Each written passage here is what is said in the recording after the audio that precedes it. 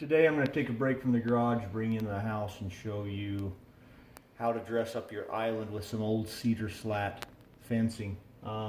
If you know anybody that's tearing down their old cedar fence, you know, before we had the vinyl fences, we have, you know, back then everybody had cedar fences. So if you know somebody that's tearing it down, it might be a good idea to salvage some of it to dress up an island, and I'm going to show you how to do it today.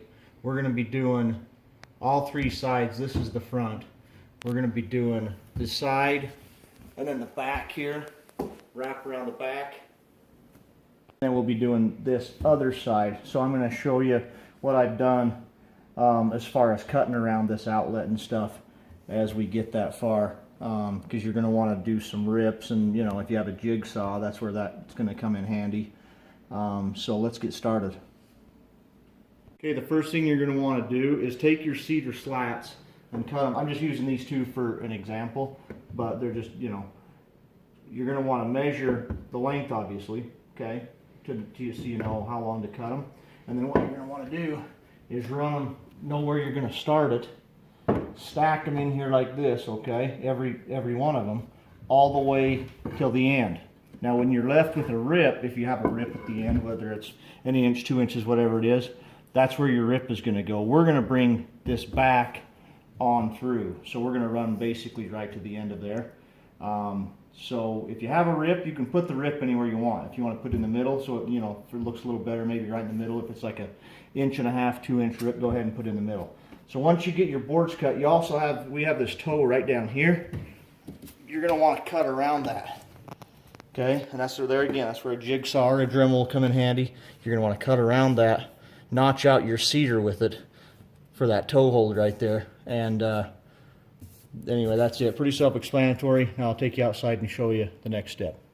Okay, in order to cut these, if you have a chop saw, great. If you have a table saw, even better for the rips. I've just been using my good old DeWalt. I've got my guide right here that I use for my rips when I run it down. And then I just cut them straight across, just like you would a 2x4.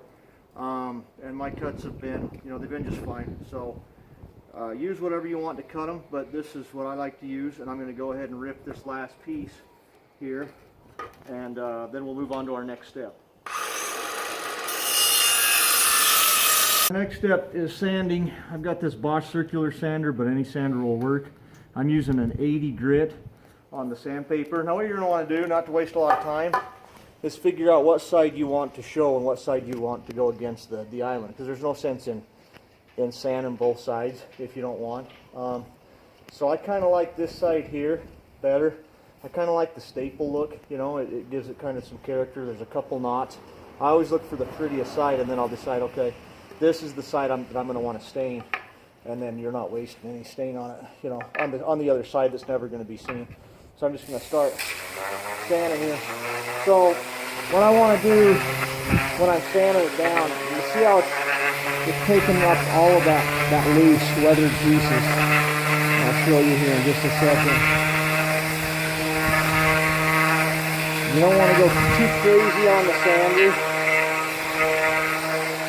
because you want to have that character still to it. So I'll show you here. I'm not done yet, but I'm going to give you a good idea. You just want to get rid of that really loose, like that sliver stuff there. That's what the idea is, to get rid of that stuff there. I mean, it don't have to be completely smooth, but I'm going to go a little bit longer just to kind of get, you know, that far down and give it a nice smooth texture on it, so the stain will stick to it. So once you get that done, you know, sanding, I like to sand the cut side too, just to kind of smooth off all the burrs and stuff. Maybe hit the corners if you want. So that's the next step. Okay, now after we get done sanding these pieces, you can see I've got a couple rips here. We're going to go ahead and apply some Minwax wood finish penetrating stain. This is the golden oak. You can go with any color you want. We're just going to put a good layer on that, and then what we'll do after we put it on there with a bristle brush like that, then we got a rag that will just kind of wipe up all of the slop, the excess. That way you don't have any of that, you know, that kind of that spray paint run look to it.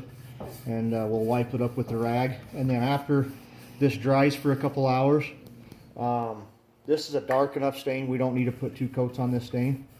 Then what we're going to do is seal it with this Minwax water-based polyacrylic protective finish, crystal clear finish. You spray it down good after it dries good with this. It'll kind of... Okay, now before we nail up our cedar slats after they dried and we've got them stained and they're ready to go, there's a few things we have to do to our island here to make it ready for the cedar slats. You can see that piece in the back. That's a piece of oak right there. That's good because that's what we're going to nail into. And there's also a piece underneath here, underneath this shelf, right there, that's we're going to have to nail into, and that's good. So the back is taken care of as far as strength, but the sides aren't. See that side up there? And there's nothing down here underneath on either side. So that particle board is not very stout. You're going to want to, you know, strengthen that up. So what I did is went to Lowe's and got 4 of these pieces of oak. They're 1/2 inch, and it's basically the exact same material as our cabinet. So you'll stay with the same look. I haven't cut them yet, but basically all I'm going to do is run them up top there, okay, just like that, as soon as I cut it, and then glue it into place and tack it with a 3/4 inch nail. I'll show you how to do that as soon as I do it. And then I'm going to put another one down here underneath this shelf, and then cut it, and then that gives us something, you know, we'll go through our cedar slat, through the particle board, into this nice oak, and it'll be nice and sturdy. And plus we're going to have the glue, so there's no way these things are going anywhere. So that's our next step. Okay folks, now that I've got my oak pieces here cut to length, I'm going to put them right up here. But first, I'm going to run some of this tight bond glue right down the middle here. And this is the same glue we're going to use for our cedar slats also. So just gives it that little extra protection, little extra grip on there. I'm going to slide it up just like this, top there. Snug it right flush to that particle board there. And then all I'm going to do is tack it into place. Just like that. Okay, the reason I'm not going to go crazy on the tack, I might put one right here.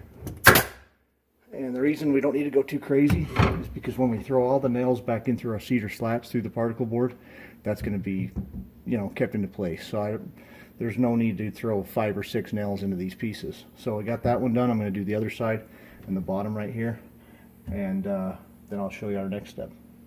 Okay, I forgot to mention on that last, now that I got my pieces inside, you know, I tacked those into place. You guys see me tack them into place.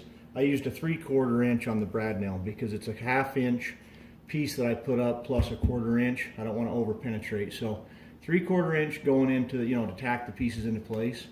And then to tack the cedar slats, I'm going to go with 1 1/4 because they're 3/4 inch slats.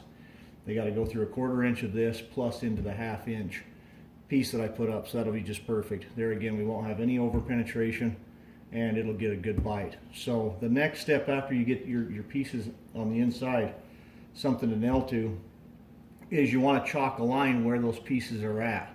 I just measured off the floor where they're at. This is our piece we put in up top on the other side. This is our middle piece, and then there's a bottom piece that was already there. You know, I just measured the thickness of it. That way when we put our slats up, we know exactly where to nail. See, we're not guessing to where that solid piece is behind to grab. So just chalk your lines on this and do the same thing all the way around. Do the back, the other side, and that way your slats are ready to go on. Okay folks, now that we're ready to put up our first piece here, it's got the toe down here at the bottom, see? I'm just going to take a good bead of glue here and just kind of run it in an S pattern all the way down the board. Because with our nails going in plus the glue, we'll have some good, put a little dab right here.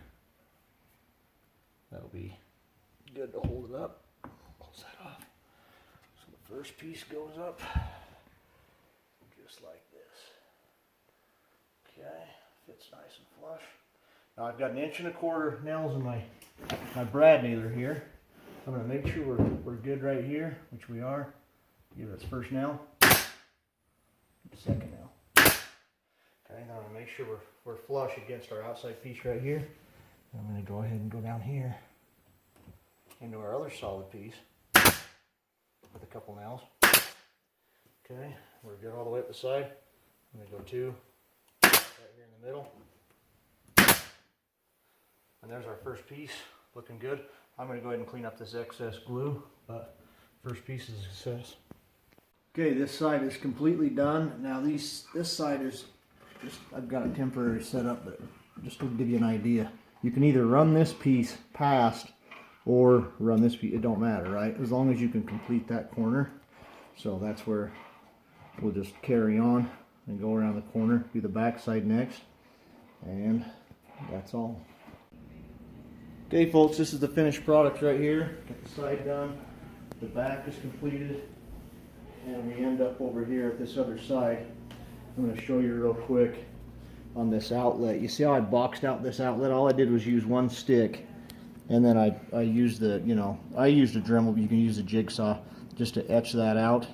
One piece is all you need, and then that I wound up with a rip here and a smaller rip, the really small rip here, and then another rip right here, because how it panned out being, that outlet right there. But I think it turned out pretty good. Looks really rustic, and looks a lot better than just a plain cabinet that was there before. So thanks for watching, folks.